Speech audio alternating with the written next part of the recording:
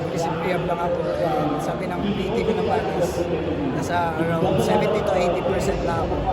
So, hindi nga sabi nila as soon as possible makabalik na ako sa Manila.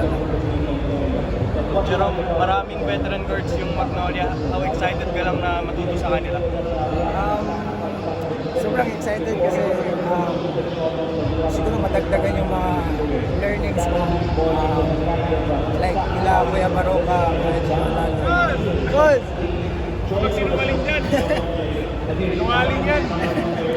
Rob, naglaro ka na for the national team. Ano lang yung feeling mo na advantage doon going to the pros?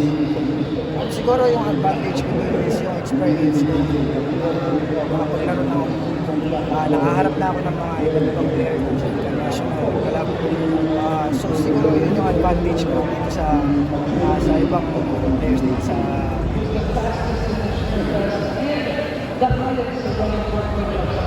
Okay, thank you.